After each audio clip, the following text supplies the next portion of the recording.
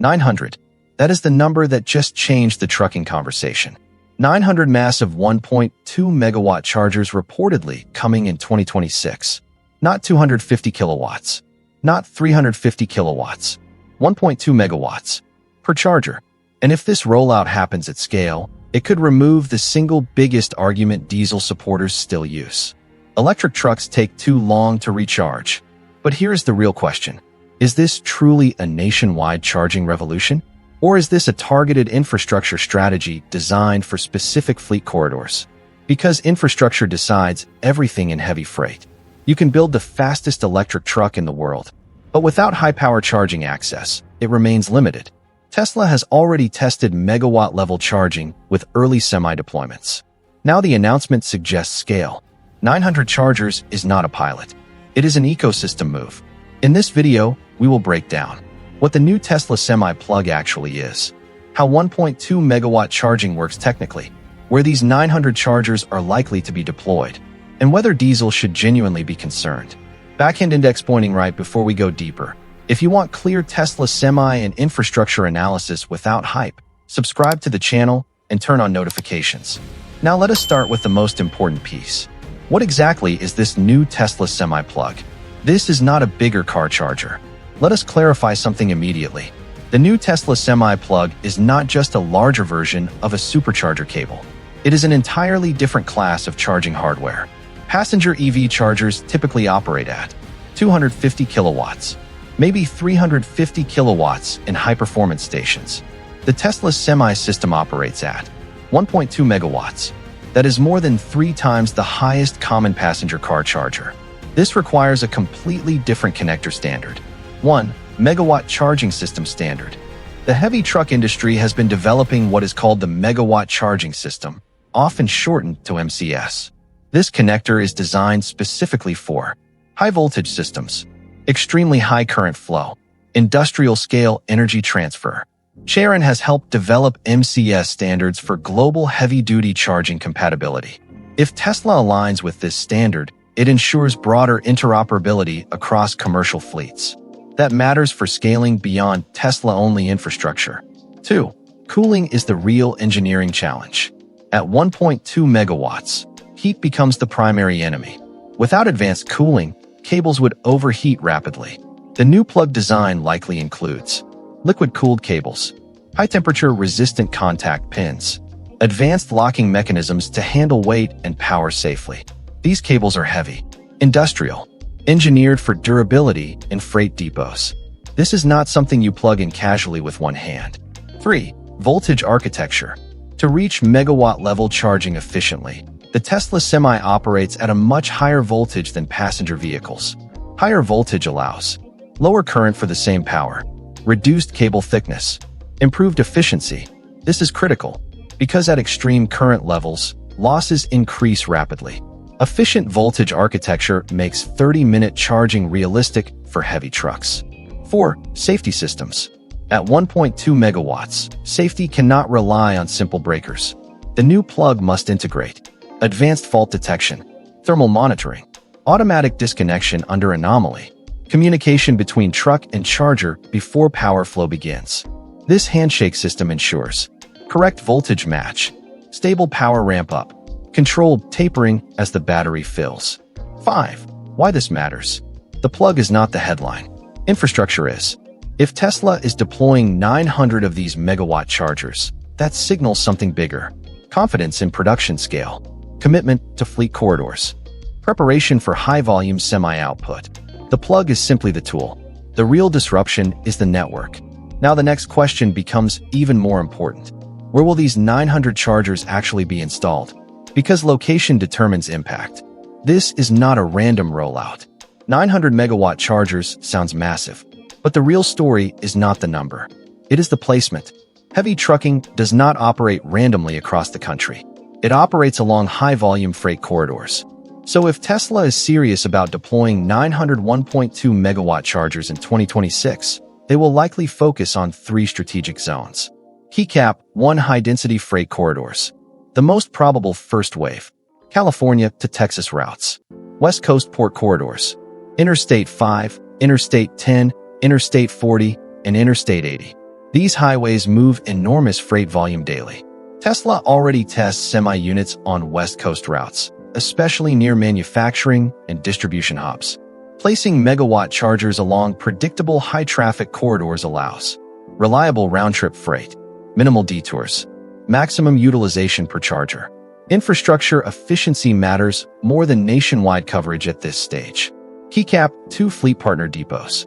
The second deployment area is even more important. Private fleet depots.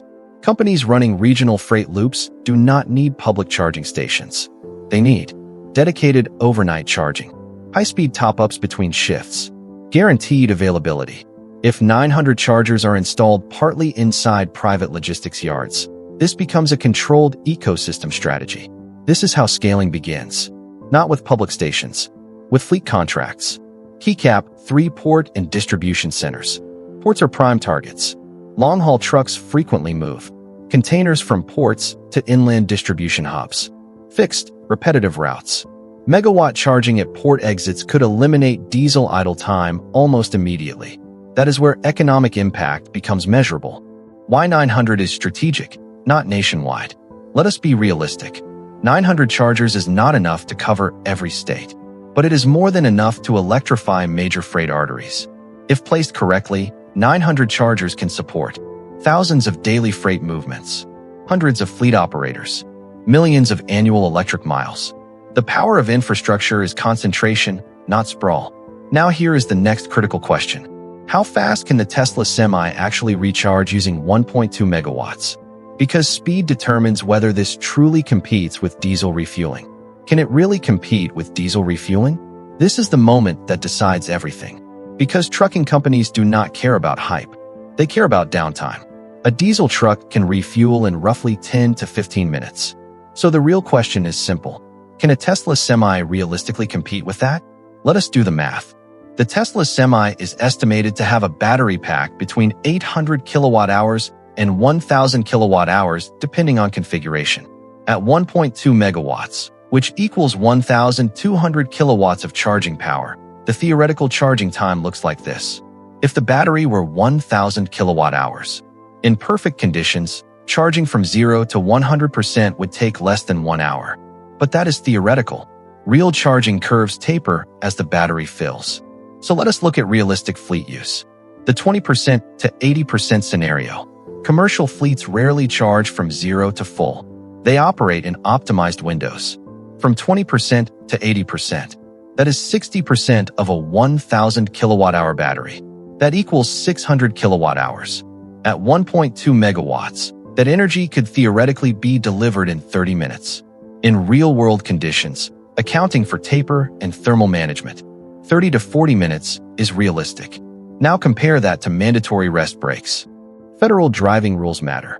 In the United States, drivers must follow hours of service regulations.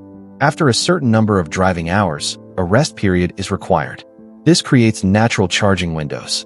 If a driver is already stopping for a mandated break, a 30-minute megawatt charge becomes practical.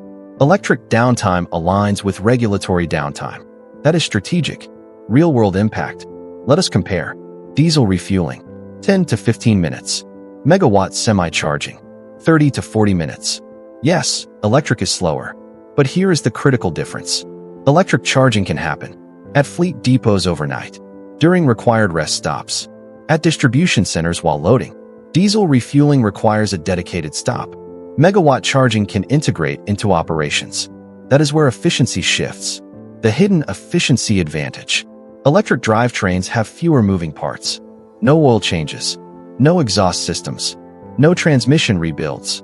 Over time, reduced maintenance offsets slightly longer charging windows. Fleet managers calculate total operating cost, not just minutes at the pump.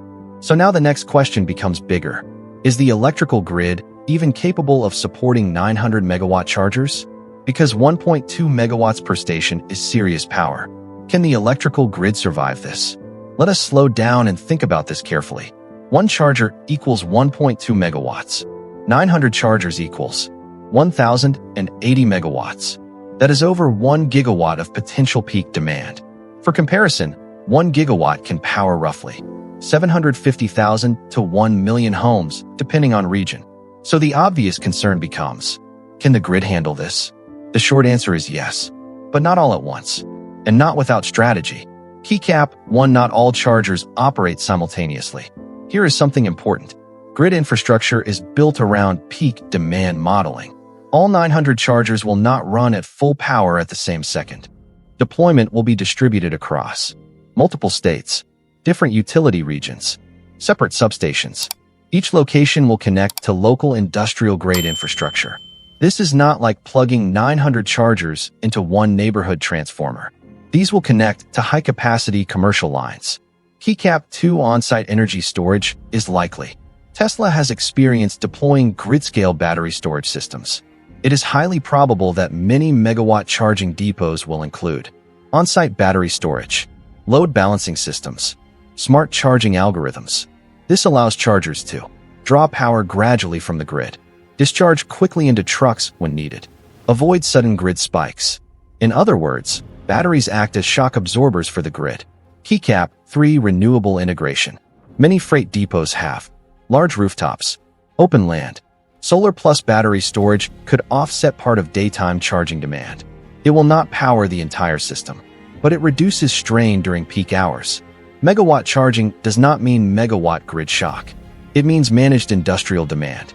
Keycap 4. Utilities actually prefer predictable loads. Freight routes are predictable. Fleet schedules are planned. This is easier to manage than random residential spikes. Utilities prefer large commercial contracts because demand is forecastable. Usage patterns are structured.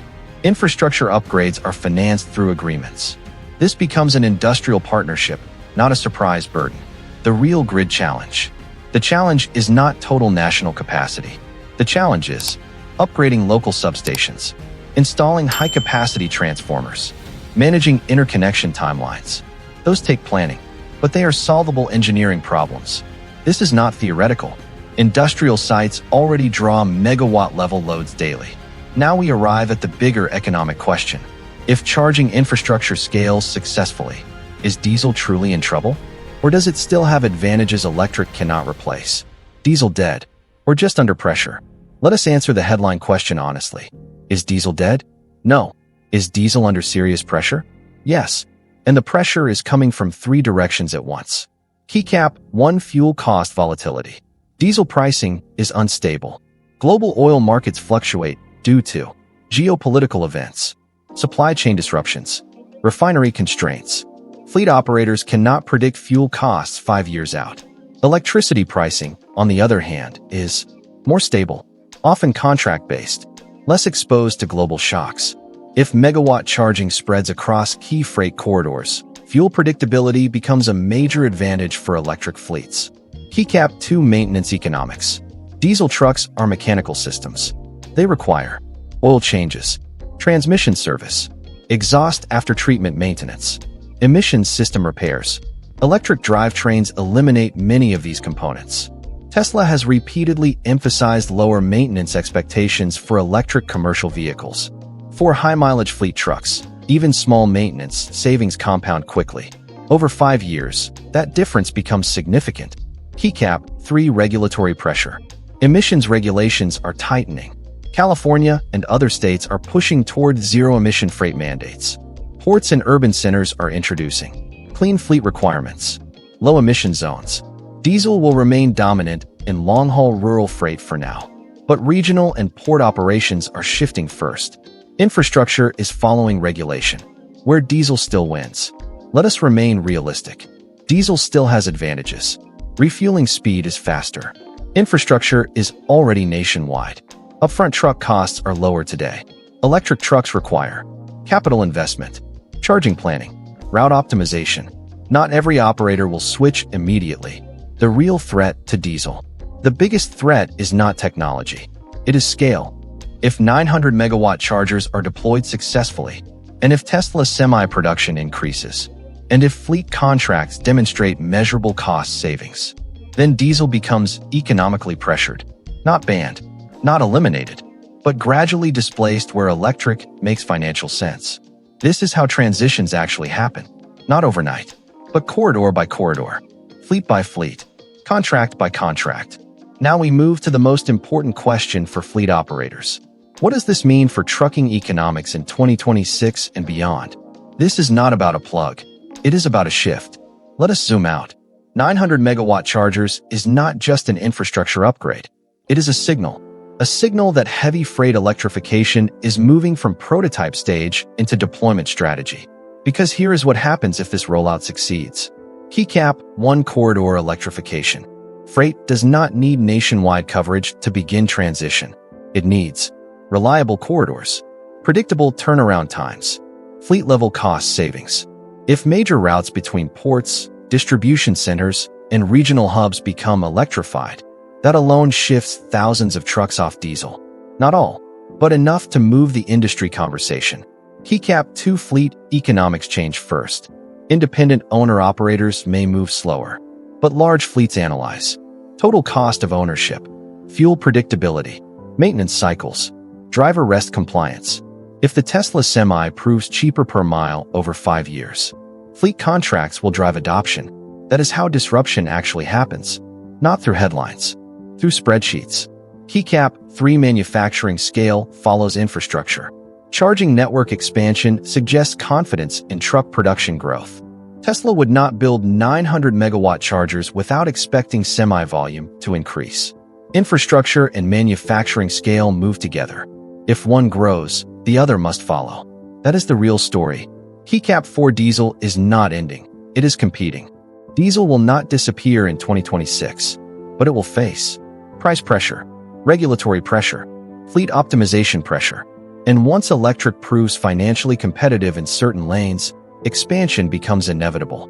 This is how every industrial transition begins. Steel replaced wood. Electric replaced steam. Digital replaced analog. Not instantly, gradually, but permanently. Final perspective. The new Tesla Semi plug is not just a connector. It represents megawatt charging maturity, fleet-level electrification planning, industrial-scale energy strategy. If 2026 delivers 900 high-power chargers, the trucking industry will not look the same by 2030. The real question is not, is diesel dead? The real question is, which freight lanes go electric first? If you want deep, clear analysis on Tesla Semi, megawatt charging, and the future of freight without hype or exaggeration, make sure you subscribe to this channel and turn on notifications so you never miss upcoming breakdowns. If you found this video valuable, like the video so more trucking professionals can see it. And tell me in the comments, do you believe 900 megawatt chargers are enough to pressure diesel in 2026? Or is this still early stage infrastructure? I read every comment. See you in the next breakdown.